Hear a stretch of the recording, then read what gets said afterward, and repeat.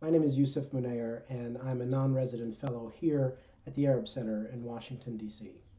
Today, I had an opportunity to speak with Dr. Yehia Abed, who is a professor of epidemiology at the Al-Quds University in Palestine.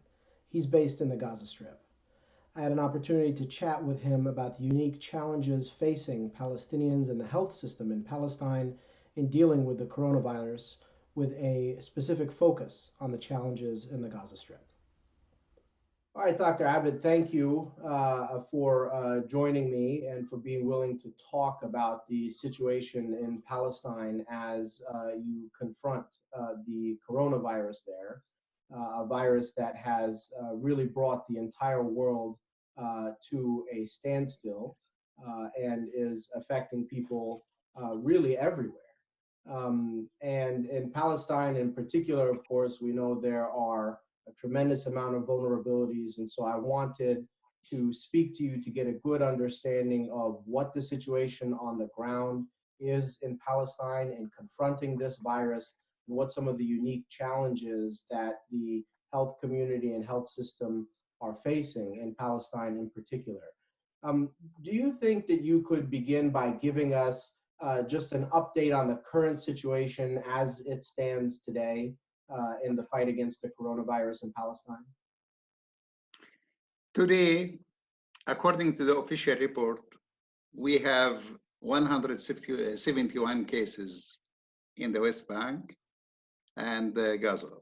12 of those were reported here in Gaza. We have only one death reported in the West Bank. And in both areas, there are preventive measures occurring in a trial to overcome the current pandemic situation of this virus. And as we have learned, particularly here in the United States and everywhere around the world, of course, we are all hoping and praying that the situation does not escalate, especially in places where there are tremendous challenges and vulnerabilities. But what we have seen is that the numbers start out small, but of course they escalate rather quickly after that. You work specifically in epidemiology. What sort of preparation or thinking about these sorts of possibilities breaking out in Palestine has been done before? Okay. If you see increase of number of the cases in the last month, it is not so dangerous. It doesn't look like what happened in other countries in the world. We have scattered cases here and there in both West Bank and Gaza. More than that, inside Gaza Strip, among the population, we don't have a single case. All the cases are reported in the quarantine for those who return back from travel, either through Beit Hanun Erez checkpoint from Israel or through Rafah checkpoint from Egypt. So among the population, we don't have. In the quarantine, we have the 12 cases I am speaking to you, and they are linked together. Epidemiologically also, the preventive measures in Palestine played a role to overcome the major expansion of this pandemic. In this occasion, I have to say that the government announced emergency situation in the Palestinian land as soon as the first cases was reported in Beit Lahan.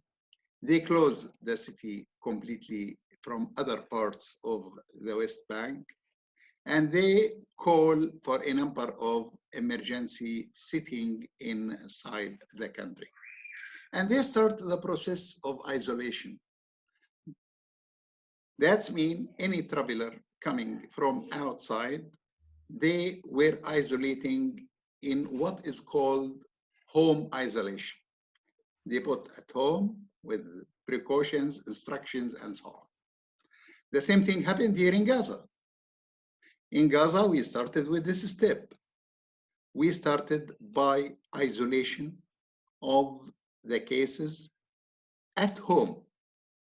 But unfortunately, in Gaza, it didn't succeed, simply because Gaza is at risk more than others.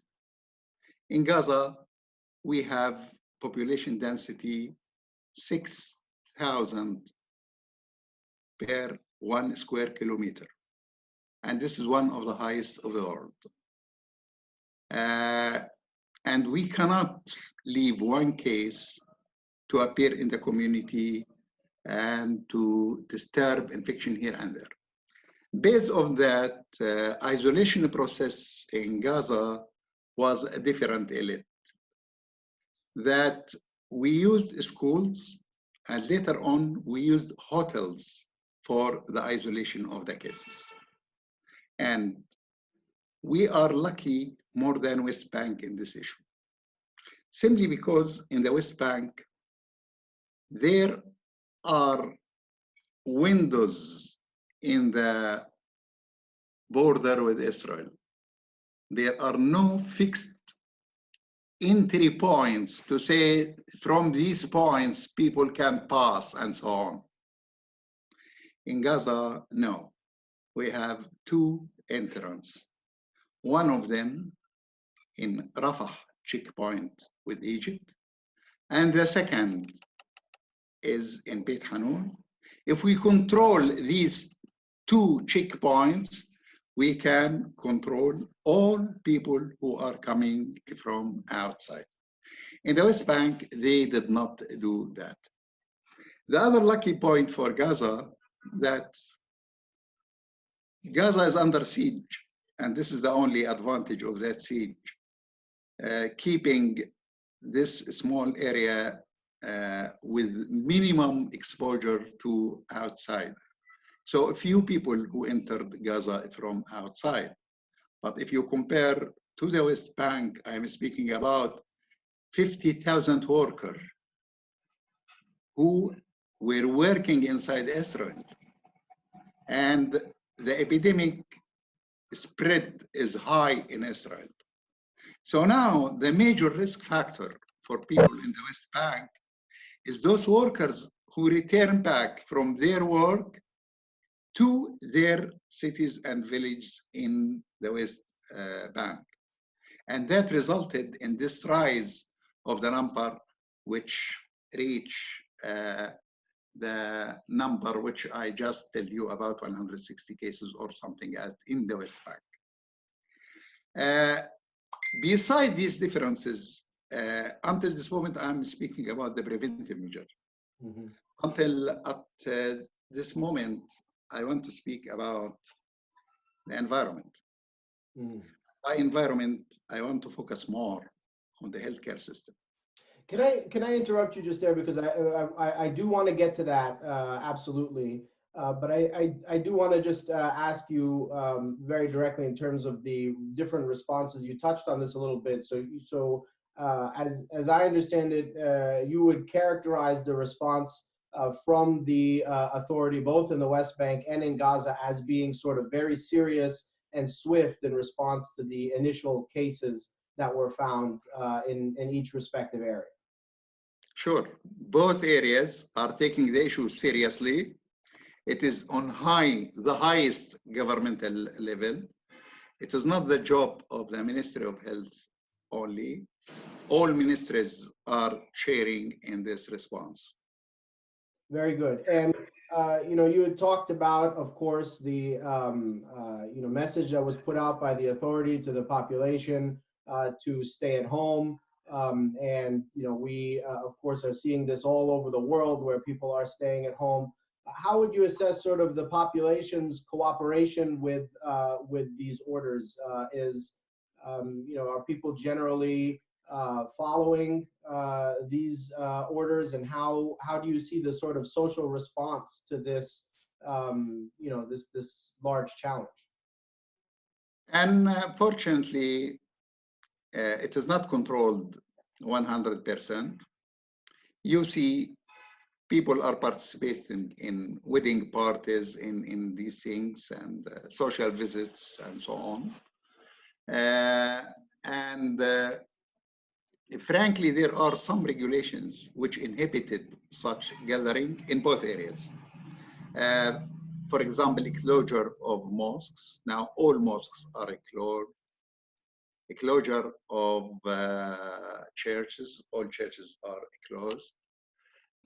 Big markets are closed.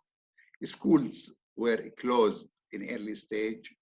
Universities, all universities were closed from the beginning, but still people are moving in the markets.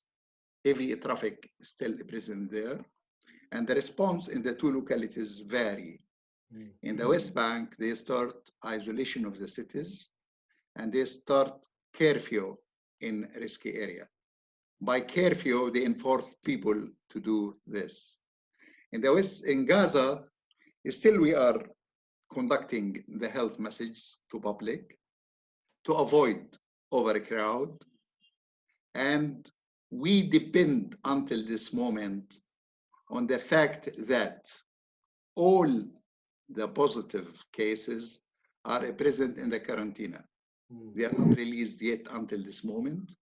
And we didn't report any single internal case. The cases we have are exported cases until this moment.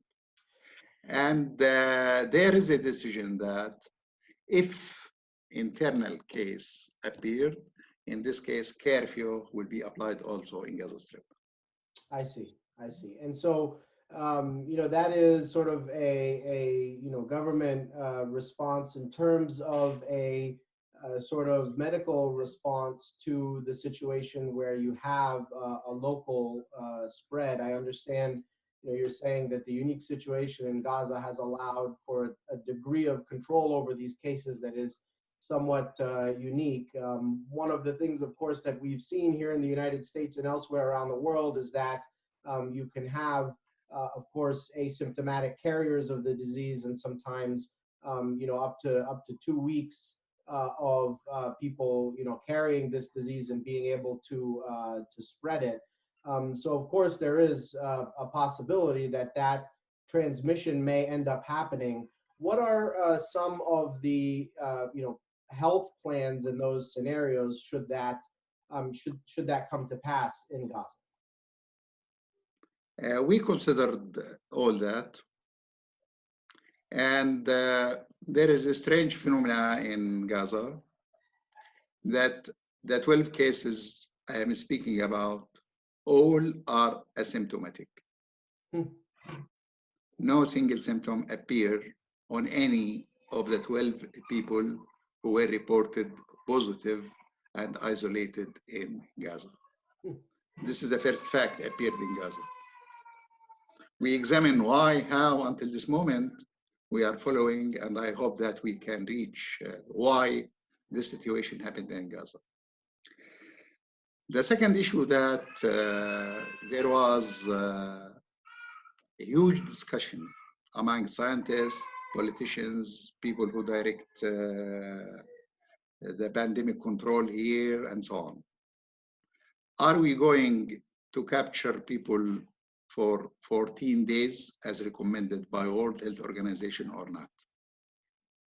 And here, please listen for me what was the net result and conclusion we reached. Through discussion, I was asked if we release those people after 14 days, is there any possibility that one of them still can transmit infection to public? I told them yes. And I put them under the distribution of the incubation period, and based on what do we have about the disease, some people can be detected after 14 days. The second question was, what's the estimate of this hazard? I said, it is not more than 2%. They said, okay, in the world, they can accept this.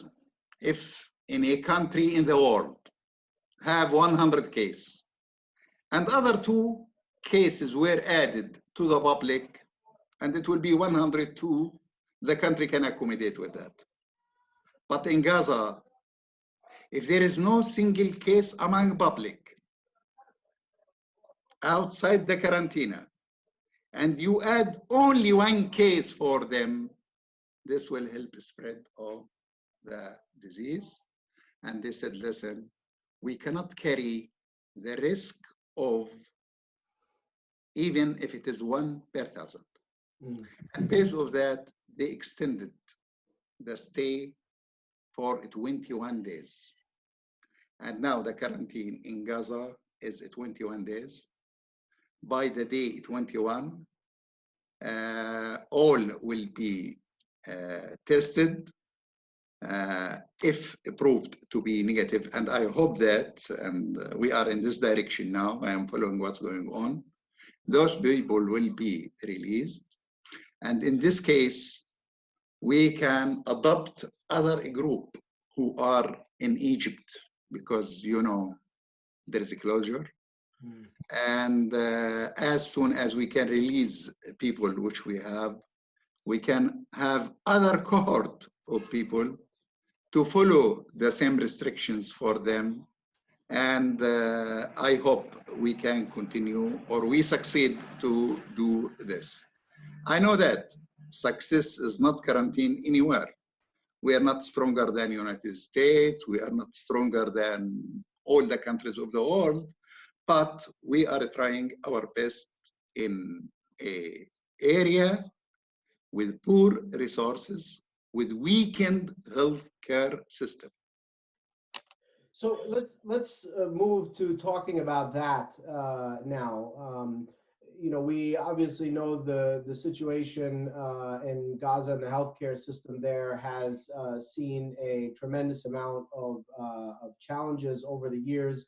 Can you sort of describe to me what the current challenges of the healthcare system in terms of capacity are in dealing with this particular challenge? And I'm really interested in knowing, you know, how many hospitals there are, how many beds are available. What is the testing capacity, for example, something that, you know, has been a question in a lot of different contexts in dealing with this, and the resources available for acute treatment, whether it's respirators and ventilators, should a scenario where that is needed in Gaza come to pass, what sort of resources like that are available?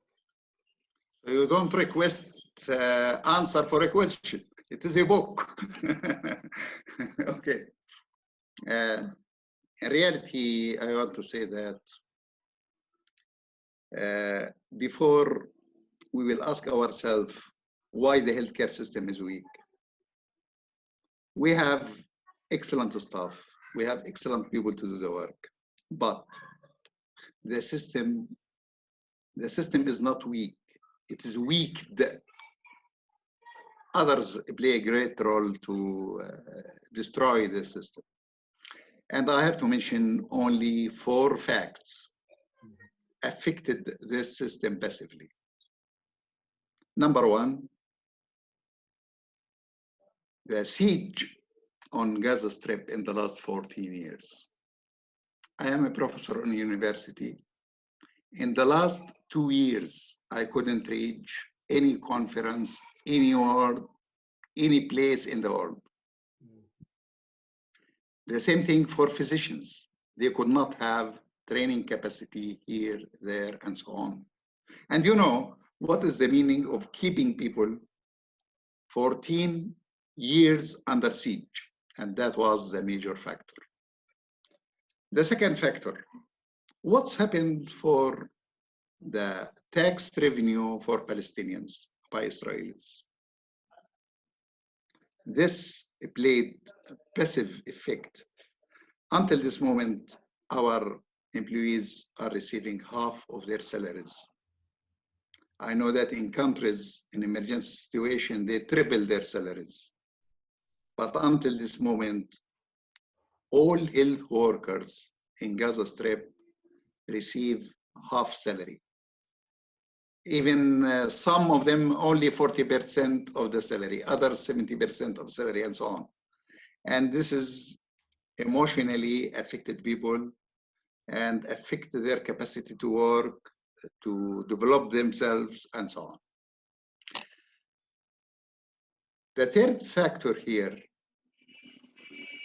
all USAID projects, and it's good that you are speaking from Washington, you heard about how USAID projects were cut for the West Bank, for Jerusalem Hospital, where we have the tertiary level as Palestinian there, and for Gaza. I used to be a specialist on one of these projects, and I spent more than 1 year to prepare a plan for a large USAID project with $50 million. And each time USAID was requesting how to assure transparency, how to ensure against tourism, how to ensure I don't know what. But when we prepare everything and we start to call partner for implementation, unfortunately there was decision, no, stop the activity, no fund for Palestinians. But the worst decision was cut assistance for UNRWA. UNRWA is serving 75% of the Gazian people. 75% of the population in Gaza are refugees. If you cut this service for a system working in the last 70 years, even without putting alternative, and the alternative is not a small project, they built a system. The strongest component in health here in Gaza Strip is UNRWA component. You could imagine that during this time, the most active player are UNRWA people. You could imagine that they prepare now list with all people with chronic diseases, and they send for them their medication to their homes. They don't wait people to come to do this. They prepared hotlines for the population to call his doctor for consultation. And if the doctor sees that there is a need to come and visit at home, he is doing this. I don't believe that there is a country in the world did that. But UNRWA have severe trouble during this shortage. Under these circumstances in Gaza, still people are running the system. In general, as a whole, in Gaza, there are 30 hospitals. Some of them are NGOs, others are governmental hospitals. But there are 2 major or 3 major hospitals. One of them is Shifa Hospital with around 800 beds. I don't know exactly the number of beds, but it's around that. And Nasser Hospital in Khan Yunis, beside the European Hospital. These 3 hospitals have different departments.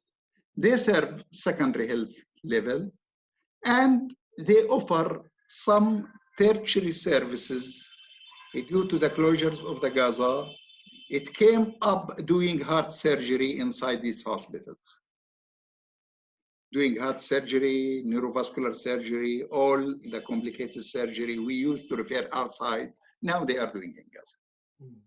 For the primary healthcare level, we have a network of primary healthcare centers, around 55 centers for the government, about 22 for UNRWA, beside number of non-governmental organizations who are serving primary healthcare in Gaza Strip.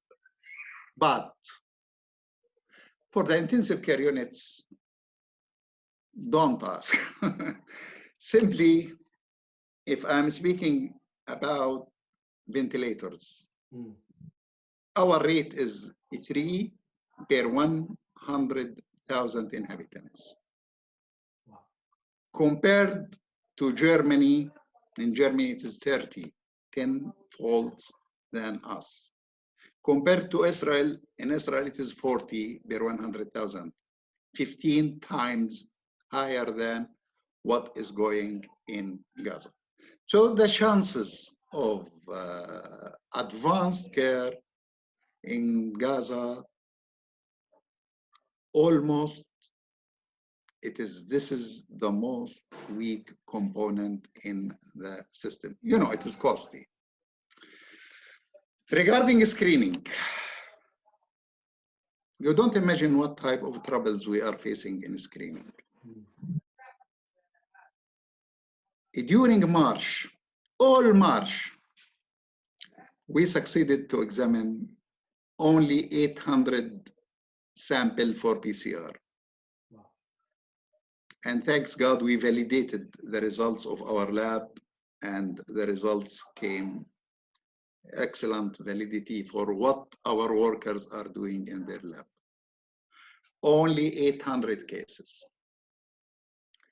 And how we survived with those 800 cases, because our examinations were limited to those people inside the quarantine.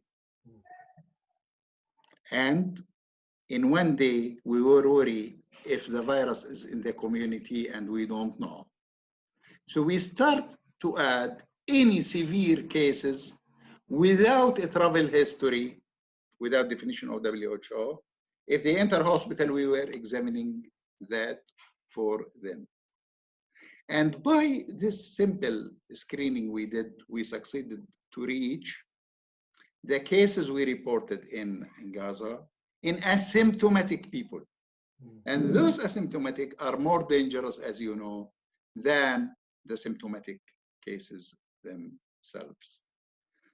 If you compare those 800 we examine, do you know today in Israel how many samples they examine per day? They examine per day 7,000 samples. We examined 800 throughout a month. They examine 7,000 a day. So the facilities are weak. And because of that, we focus mainly on prevention as possible as we can, followed by improving the capacity of the staff. We organized our protocols for management, our guidelines. In the last 40 days, we conducted intensive training for all people who are working in the healthcare system, for infection prevention, for treatment of respiratory stress cases. All these types of training are conducted and intensively, and really a great respect for every worker dealing with healthcare system in the West Bank and in Gaza. Palestinians are offering a great effort to combat the problem facing them. Well, Dr. Abed, I really appreciate your time and giving us all of this insight and information about the situation on the ground in Palestine and in Gaza in particular. We have seen how some of the most powerful and well-resourced health systems in the world are struggling to deal with this virus.